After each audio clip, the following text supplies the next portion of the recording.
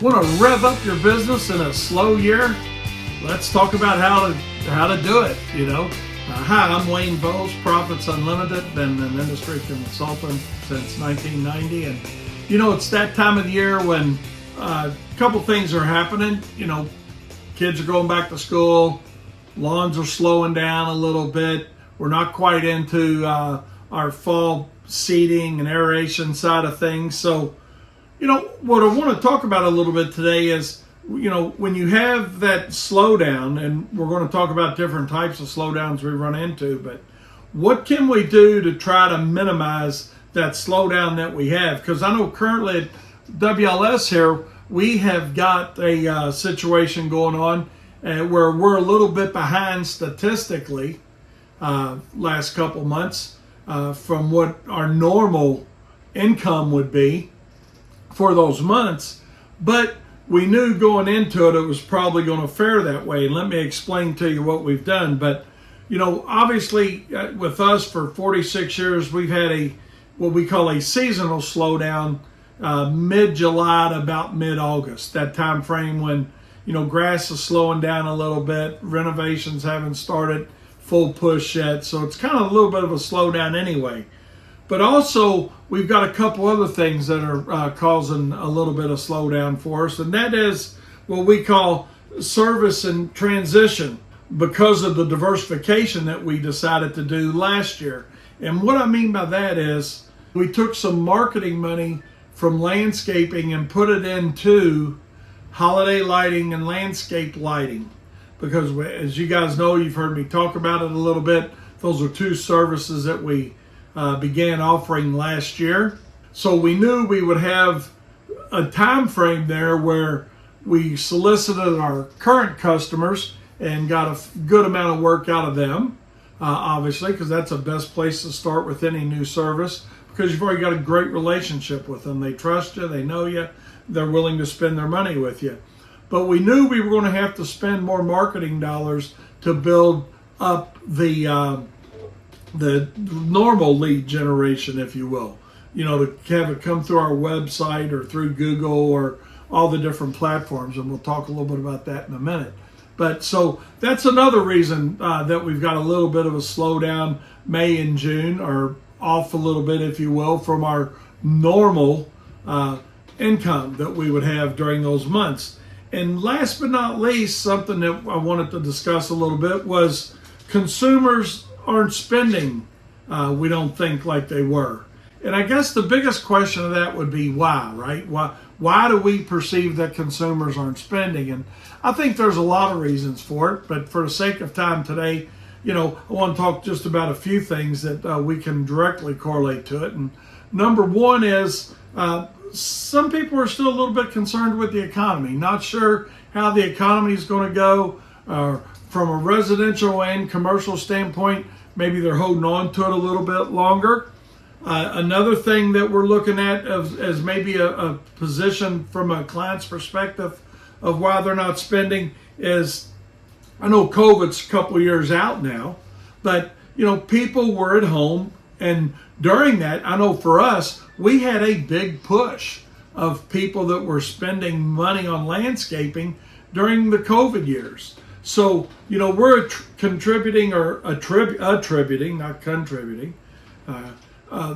part of that aspect of being down a bit to a lot of people above normal, because our income reflected that during the COVID period, where people were at home, they were looking at their landscape, and they were going ahead and pulling the trigger on doing more landscape work. A lot of you guys may have seen the same thing with your company. So those are the three things that we saw happening: was our seasonal slowdown, our service and transition because of diversification slowed us down a little bit to where we're still waiting on our marketing and our advertising to get out there full and big enough to generate the calls that we're looking for to help us meet those projected goals. From a goals standpoint, we're not off that far from where we want to be. So it's certainly, that's something that we're correcting with some additional marketing.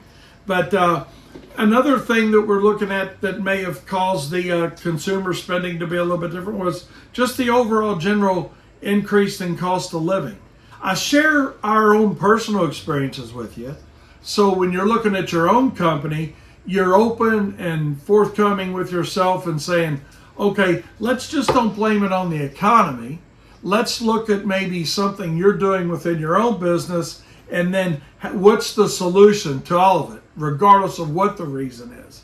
And I think a lot of that solution is we turn off TV, we stop watching the news, telling us how bad it may or may not be, and we just do what we're good at, and that is communicating with our customers from a marketing and an advertising standpoint, because the last thing we want to do, but the most popular thing that a lot of companies do, is if the economy is part of the issue, and I agree that it can be and is maybe, the last thing you want to do as a business owner is reduce the amount of your marketing dollars that you're spending. You might say, well, Wayne, well, why is that? You know, it's an easy thing to take away from marketing. Absolutely, it's an easy budget item to take away from. But what we got to look at, if we have a smaller pool of customers that are out there willing to buy, we've got to make sure your name is out there in front of them, so when they do decide to buy, you're not invisible because you've reduced the amount of marketing you're doing. So the last thing you want to do is reduce marketing and advertising dollars. Increase the marketing and advertising dollars. Something new, think outside the box, something simple, regardless of the size of your company, whether you're a one-truck operation or a multi-crew company. Think about, hey, let's get back to the basics, you know. And for us, what that meant was we're going to take some flyers, some hand flyers, just regular flyers. We're giving them to our mowing crews, our landscape crews, our fert and weed techs. Everybody that's going out, they're taking these flyers, and we're hitting adjoining neighbors and neighbors that are close with a marketing piece about the services that we offer. So again, we got to go, we meaning us and you, we got to go above and beyond what maybe we're normally doing in the time of a slow economy and or a seasonal slowdown or a transition between services, because we diversified in our case, and we're still trying to build that name recognition up to get that phone call, to get that lead, so we can make that sell. So bottom line is, along with all your other marketing efforts, think outside the box. Maybe go back to something you did in the past and you haven't done for a while, but keep your name out there in front of everybody. That's how we're going to rev up our business. That's how we're going to increase sales, and that's how we're going to increase profit dollars. Hope this helps. If you got any questions, comment below. Be sure to subscribe. We'll see you next time.